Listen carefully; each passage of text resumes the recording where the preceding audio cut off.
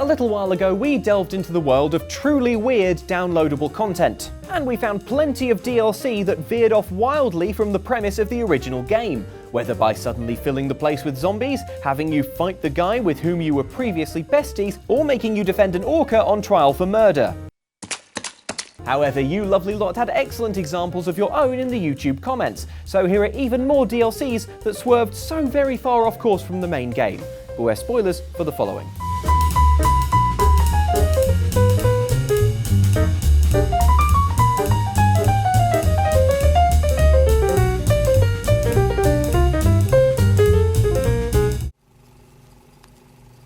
Consider someone a friend is to consider someone else your enemy. Last year's Nier Automata was a curious tale of a war for Earth in the near-distant future, fought by alien robots and gothic Lolita androids?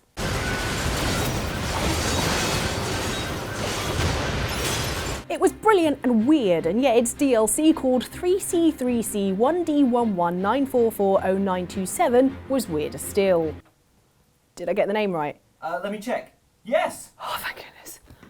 The weirdest thing about 3C3C1D1194400927 wasn't the mysterious alphanumeric name that was very hard to memorize, I'll have you know, or the way you fought in arena battles to win some eventual lingerie.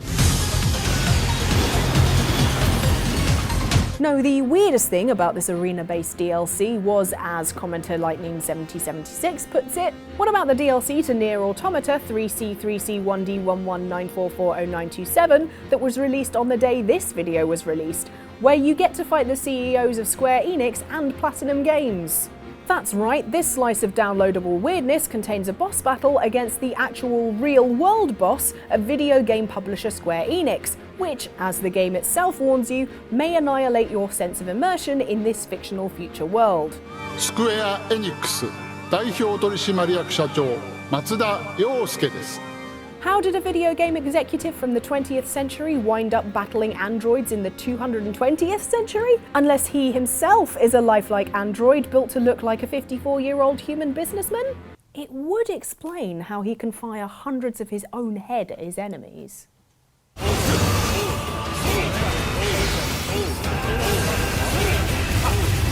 As to the cameo by Platinum Games bigwig Kenichi Sato, my question still stands. 僕も混ぜてもらっていいですか?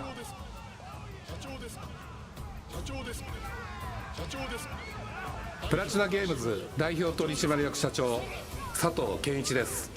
Just when I thought I understood you, Nier Automata. Guess it's back to the drawing board.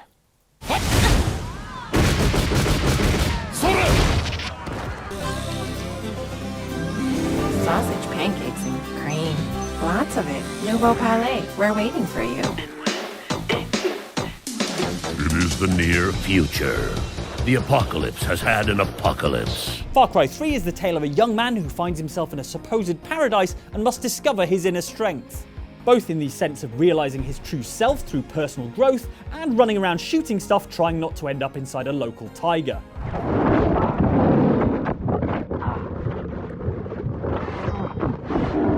It was a big success and highly praised, so what could possibly make it better? The answer here, and in every other instance of this question, is 80s music and lasers. Yes, Far Cry 3 had a load of neon glow sticks hidden up its sleeve, as pointed out by commenter Mudbutt, who said, Far Cry 3 Blood Dragon, greatest DLC ever made. Hashtag fight me. Oh mate, we're not going to fight you, at least not without this giant rave dinosaur. Now. Yes, Far Cry 3's standalone DLC Blood Dragon is set in what the developer referred to as an 80s VHS vision of the future, which is a dystopian post-apocalyptic 2007 where a rogue cyborg army is running rampant after a nuclear war, namely Vietnam War II. Fortunately, all-American, but not all-human, super soldier Sergeant Rex Power Colt is here to save the day by exploding things and being rude. Come on, Rex, there's no need for that kind of language. With all the gameplay you loved in Far Cry 3, but also 3,000,000% more neon lighting, this DLC had you mowing down enemy cyborgs with pew-pew raygun technology. There were also new animal enemies with day-glow makeovers, such as the aforementioned laser party dinosaur. This was actually a titular blood dragon, many of which roam around the retro-futuristic island on which Rex finds himself. Okay, there is need for that kind of language, because what the actual Still, despite its huge departure from the gritty reality of the human condition to the inside of a cheesy 80s B-movie, fans absolutely loved it. Except for the mutated cassowaries, they can still f*** off.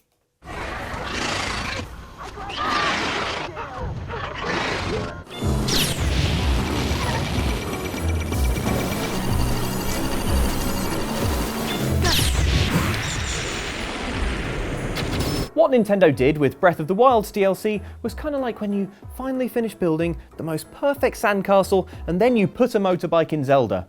Yes, the final bit of DLC for this acclaimed open-world adventure took a two-wheeled power slide into the realms of the ridiculous, as commenter Quackers Co. knows full well.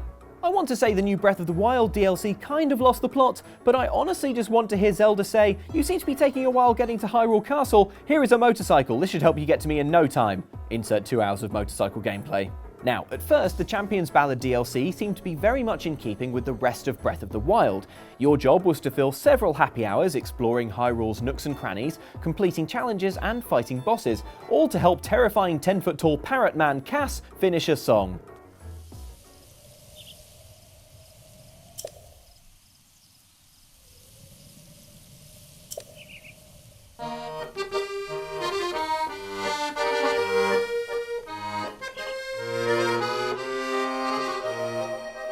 Cass. So sweet I could almost forget how terrifying you are as a concept. What would those talons do to a human skull? Is what I can't stop thinking about.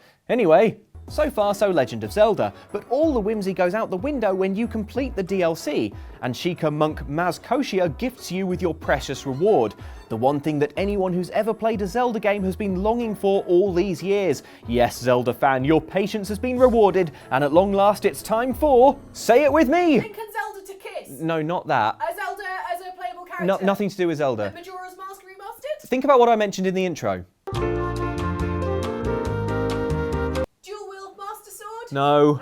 Link has sunglasses? No. A motorbike? No, yes, that one.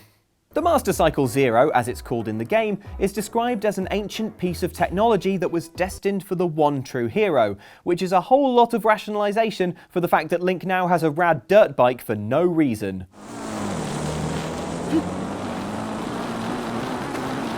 Yes, for purposes that may never be clear, this DLC gifts Link with a summonable bike on which to hoon noisily across Hyrule, riding roughshod over the themes of peaceful coexistence with nature that dominated the main game. And also bokoblins. And yeah, you better run horses. Link's got a new mount now and she's one untamable filly. Or at least she is until she runs out of fuel.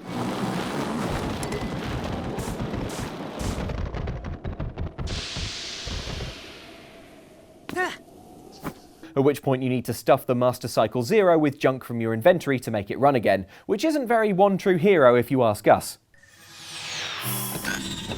Man, I hope no bokoblins can see this. Good job I ran them all over. What's going on, Salty? This is Hong Kong. Magic crawls through this town like maggots on month-old roadkill. The dead are coming! Run! Sleeping Dogs stars Wei Shen, a San Francisco cop transferred to Hong Kong and tasked with infiltrating the Sun On Yee Triad gang. The plot checks off some serious crime drama staples, depicting the tension and conflict of being an undercover cop, as Wei Shen must earn the Triad's trust by committing crimes without betraying his ideals as a lawman. However, one piece of DLC didn't quite get the crime drama memo, as noted by commenter Arensin. No sleeping dogs? One DLC had you rescuing your girlfriend from hopping vampires, and another had you taking part in a martial arts death tournament on an isolated island. Yes, the downloadable Zodiac tournament pack was fairly kooky in how it introduced a martial arts movie-inspired fighting tournament, but for our money, the stranger of the two DLCs was the horror-themed nightmare on Northpoint. In it, Sun On Yee gang member Big Scar Wu comes back from the dead, a teensy bit angry over the fact that his old boss had him stabbed 42 times and fed into the grinder of the Smiley cat food plant. Yeah, that wouldn't put you in a good mood, would it? Justifiably cross, Big Scar Wu adopts the new name Smiley Cat and an appropriately creepy mask, then takes his revenge on the Triad by, stealing your date. The gates of hell are open! In this newly spookified version of the game world, there are undead gangsters, powerful demons, and... Hang on, is this right? Yeah. And hopping vampires. These supernatural enemies come with the added problem of Wei's normal fighting skills not being strong enough. But one helpful apothecary makes a very special cup of tea that imbues Wei with ancient Chinese magic so he can send the undead back to hell and get on with his date. Give me a second to get the antifreeze ready. You trying to poison me? Idiot. Most Chinese magic based on antifreeze. Trust me, this will work. Jiangxi will be at your mercy. And everyone thought I was strange for saying my weapon of choice for the zombie apocalypse was a cup of tea. You'll see. You'll all see. We have been waiting for you. Long have we watched for a visitor to Big Mountain. What confused us is why you are still wearing your skin. Fallout New Vegas DLC Old World Blues starts off with you investigating a 50s sci-fi B-movie and ends up with you starring in one all of your own. And as many commenters pointed out, Old World Blues was deeply weird. Somehow even weirder than Fallout 3's alien-themed DLC Mothership Zeta. Commenter Zachary Harvey asks, what about Old World Blues from Fallout New Vegas? The scientists that turn themselves into robot things take out a ton of your organs and limbs and replace them with robot stuff. You get an armor stealth suit that talks to you, a gun with a live dog brain, and all of the talking machines in the sink. Yes, it's called the sink. Yes, the third, deeply weird piece of DLC for Fallout New Vegas began with you stumbling across a movie being broadcast from a downed satellite at an abandoned drive-in theatre. I say movie, it's just 5 seconds of looping footage of a terrifying eyeball. Still better than Justice League. Choosing to ignore the very obvious danger, you poke around the crashed satellite and are promptly abducted and transported to a science facility hidden within a giant crater. So far, so Fallout. The slight wrinkle is that your brain has been entirely removed, something you discover when you have a surprisingly coherent chat to the disembodied scientists who performed the experiment. We removed your brain, yes. So soft, barely wrinkled, yet so flush with knowledge and experience. Man, we actually managed to string a sentence together. A total brainectomy isn't the impediment it used to be. The problem is, these pre-war scientists have spent hundreds of years without a human body, and it's fair to say they've gone a bit peculiar. What is it? The lobotomite is asking me things, and I'm trying to ignore them. My processors can't ignore you both at the same time. And I'm supposed to believe these guys remembered to wash their robot hands before they removed my brain. Old World Blues is full of bizarre characters, including a homicidal toaster. I am online once again! Tremble, world, before my electric heating coil of doom! A coffee mug obsessed Securitron. What do you want, mugs, huh? You some kind of sick mug hoarder? Oh god, give me the coffee cup, please! It's sitting there in your pack, taunting me! And a flirtatious light switch. Certainly. I'm looking forward to it. If you say you're really turned on, I'm going to lose it.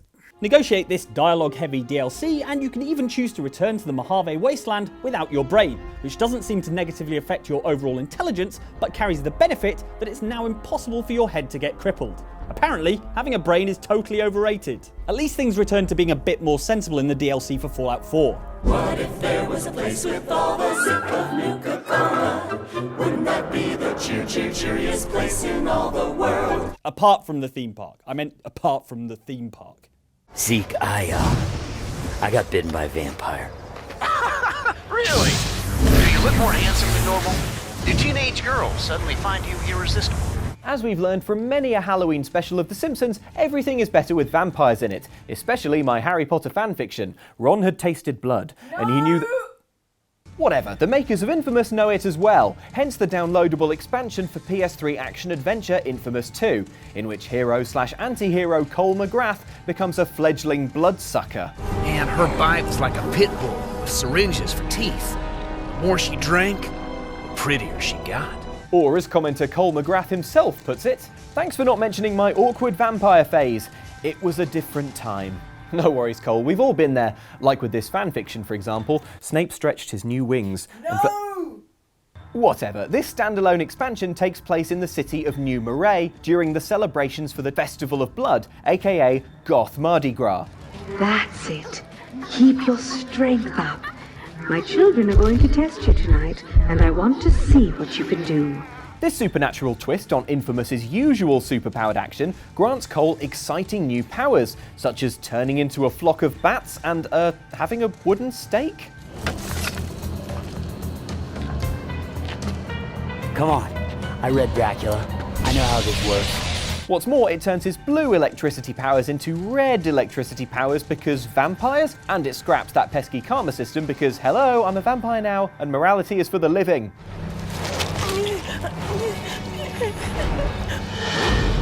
So generally, everything was excellent, and we would have stayed a vampire forever, except that then we'd have had to be the puppet of this lady Bloody Mary, whose anti-brunch policies would have meant that we never would have gotten along. God, I hate that name. Worse yet, it's served with breakfast.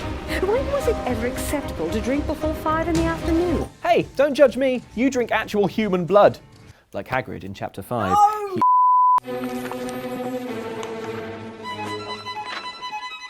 Once upon a time, in a faraway land, there lived a man so exceptional that the divine hosts of heaven and hell were forced to take note. When it comes to the Saints Row series, the first word that springs to mind would not be subtlety.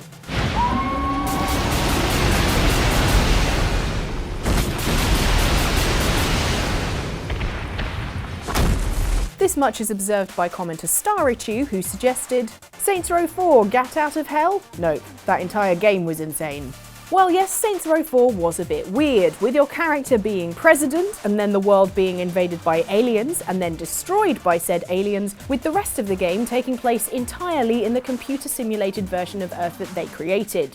So after Saints Row 4 basically became The Matrix, but with aliens, what possible subject matter could make the DLC more out there than the main game? How about the theological concepts of heaven and hell and travelling into the afterlife? I mean, it was a rhetorical question, but yes. The Saints Row 4 standalone expansion Gat Out of Hell clearly exists because some Meatloaf fan in the Volition office came up with the pun and worked backwards from there. In it, you play as Saints legends Johnny Gat and Kinsey Kensington, going on a rescue mission to Hell. See, while mucking about with a Ouija board owned by actual famous old-timey occultist Aleister Crowley, the boss gets dragged into Hell by Satan to marry his daughter Jezebel. Jezebel? Who the f*** is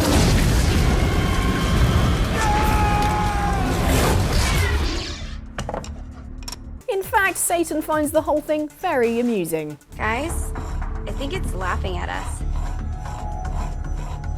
Not only is the underworld setting of New Hades a hell of a lot of fiery fun, but Johnny Gat also gains the power to fly around with flaming wings. Plus, the DLC throws in a few cameos, not only from old Saints members Kiki and Viola de Winter, but famous historical figures such as Vlad the Impaler, Blackbeard, and William Shakespeare?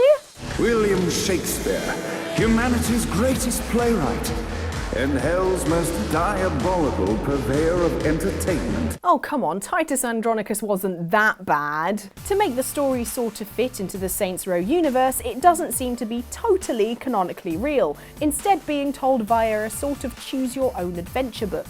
Still, the one way the game makes total sense is how God is voiced by Nathan Fillion, because, of course. I have a situation. Look, man, I just really want to go home. I owe you. Oh, you owe us? Oh, well, how about a drink? Maybe dinner? Just tell people that we're cool. Slow down, buddy. I said that I owe you, and I'll make good on that. But I want you to know your options. Hermione looked up at the moon. Leviosa! Goodness, this was easier in the sunlight. How I miss its gaze. Get on with the outro! Fine! So those are some more weird DLCs that completely swerved away from the main game and just totally lost the plot. Thank you all for your suggestions. But hey, there's loads more video for you to watch.